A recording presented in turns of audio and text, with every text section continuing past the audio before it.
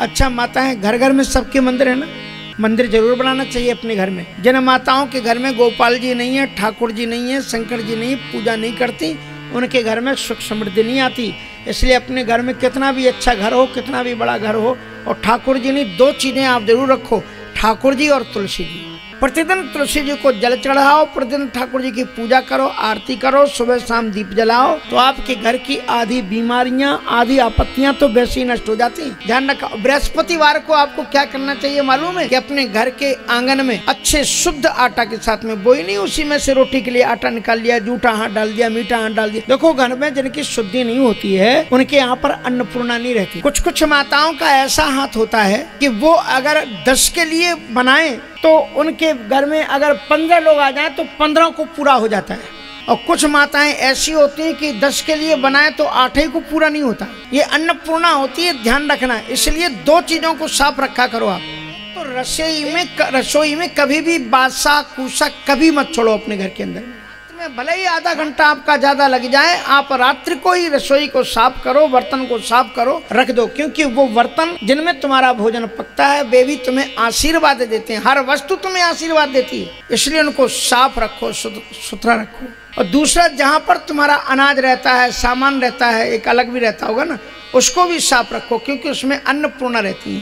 दोनों जगह पर अन्नपूर्णा का निवास है। एक जगह लक्ष्मी रहती है, एक जगह अन्नपूर्णा। तो जो माताएं इनकी सफाई रखती हैं उनके यहाँ पर वो रहती है। और किसी किसी माता की ऐसी आदत होती है कि पूरी जिंदगी निकल जाएगी लेकिन दाल में नमक डालना नहीं आता। हाँ, कढ़ी बनाएंगी तो फिर कटोरी करके ऐसे ऐसे ठंडा करके फिर वहीं पी के देखेंगे, ठीक है नमक सही पड़ा है। पूरी जिंदगी निकल गई, तुम्हें नमक डालना नहीं। अब बताओ, आपने वही रसोई घर में जूठा कर दिया तो आप ठाकुर जी को कैसे भोग लगाओगे? बोले हम लगाते नहीं ठाकुर जी को भोग। लगाना चाहिए ठाकुर जी को, क्योंकि भोग लगाते हैं तो जीवन में जो प्रसाद होता है ना, प्रसाद क्यों कहते हैं? एक तो होता है स्वाद और एक होता है प्रसाद, मानी प्रकृष्ट रूपेण स्वादो यस्मिन् वर्तते स प्रसादः। जो प्रकृष्ट स्वाद उसमें आ जाता है। तो जो भगवान को लगाया हुआ भोग होता है उससे आप ग्रहण करते हैं तो रोग आपके नष्ट हो जाते हैं। अपनी रसोई घर की शुद्धि रखनी चाहिए, ठाकुर जी को भोग लगाना चाहिए, ठाकुर जी की आरती करनी चाहिए। तो हाँ, तो आप बृहस्पतिवार के दिन आपके घर के बीच का जो आंगन हो, आंगन में बीच में पहले आप पोछा लगाओ और पोछा लगाने के बाद में 8 चौक पूरो, इसमें जो डाल करके 8 चौक, उसके बीचों बीच में हल्दी और रोली से स्वास्तिक बनाओ। उसके ऊपर में आप चावल रखो और चावल रखने के बाद में एक दीपक, मिट्टी का दीपक आप खरीद के रख लो या फिर तांबे का हो वो दीपक, उसमें 4 बत्तियां निकालो इधर उधर और उसको रख करके ओम नमो भगवते वासुदेवाय कह करके 4 बत्तियों को जलाओ। और कम से कम उसे अपने आंगन में आधा घंटे तक वो जल सके इतना उसे जलने दो। तो बुरी आत्माएं कोई भी आपके घर में प्रविष्ट हो नहीं सकती।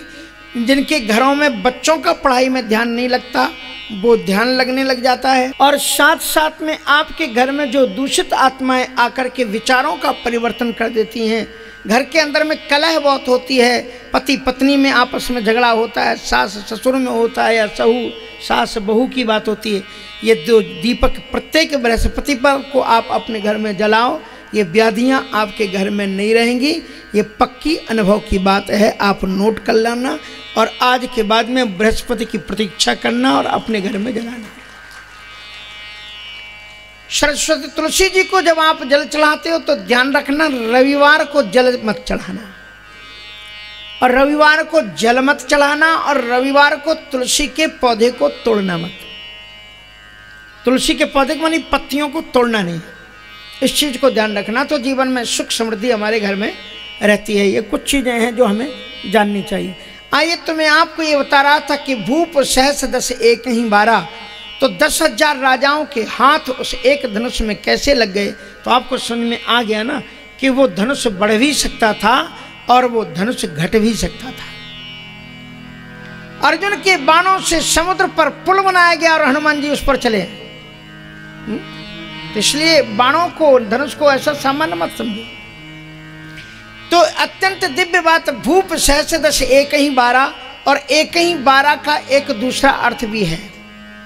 बार मानी होता है सोमवार, मंगलवार, बुधवार, 12 मानी दिन। बोले एक दिन में, एक साथ नहीं, एक दिन में 10,000 राजाओं ने प्रयत्न किया।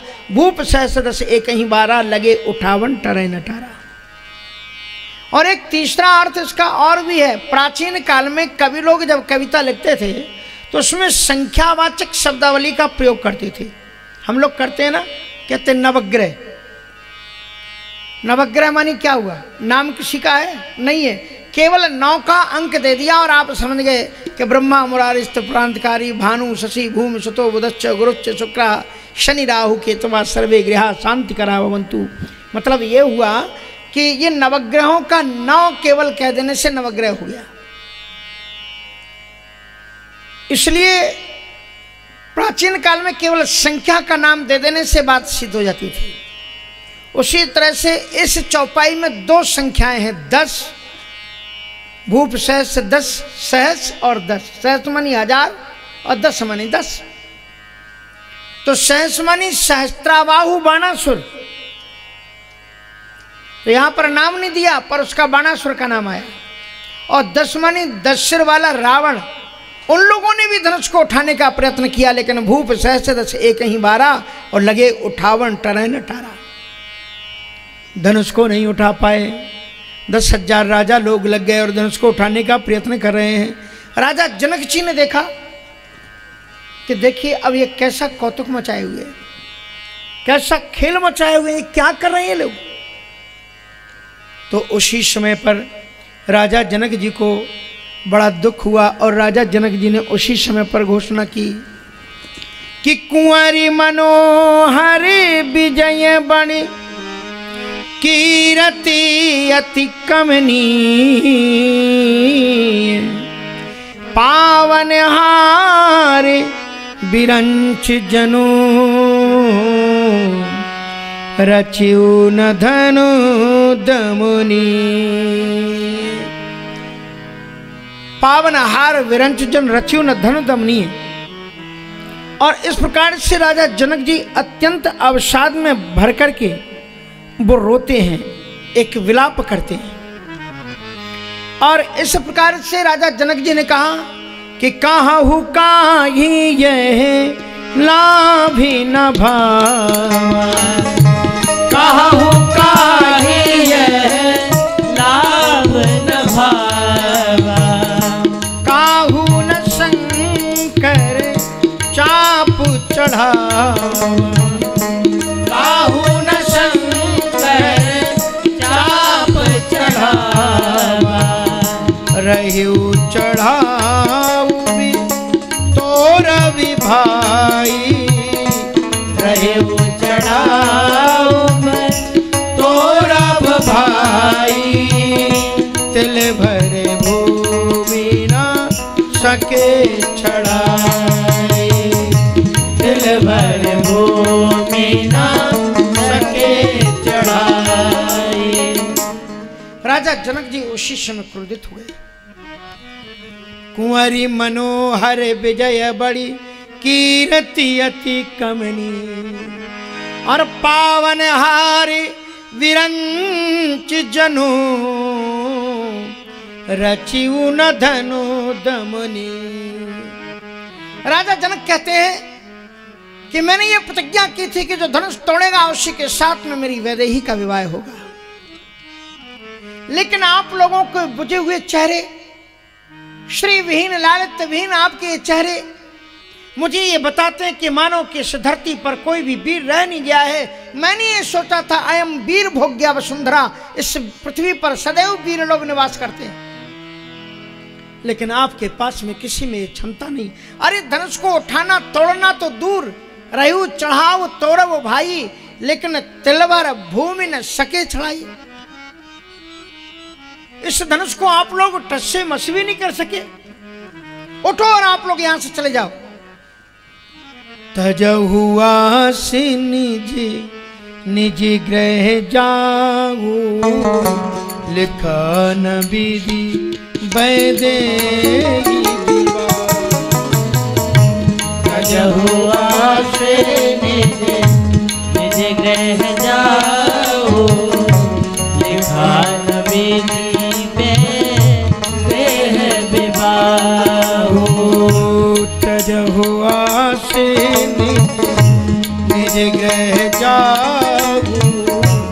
लिखन विधि मैं दे तजहु आसे निज निज गृह जाहु लिखन विधि देह विवाहु। अब आप लोग अपनी अपनी आशा का परित्याग करके यहाँ से चले जाएं। मुझे तो ऐसा प्रतीत होता है कि विधाता ने मेरी बेटी लाडली सीता का विवाह लिखा ही और आवे जाने को माखे भट मानी वीर बीन मही में जानी। सावधान, यहाँ से जाने के बाद में कोई भी राजा अपने आप को बलवान या भटमानी ना कहे। आपने युद्ध के संबंध में, विजय के संदर्भ में जो भी आपने ख्यातियां अर्जित की हैं वो सब व्यर्थ हैं। जो भी आपने उपाधियां प्राप्त की हैं उन्हें जला करके नदी में प्रवाहित कर दो, क्योंकि लिखा न विधि वीर विहीन मही में जानी। लगता है ये पृथ्वी, ये वसुंधरा वीरों से रिक्त हो चुकी है।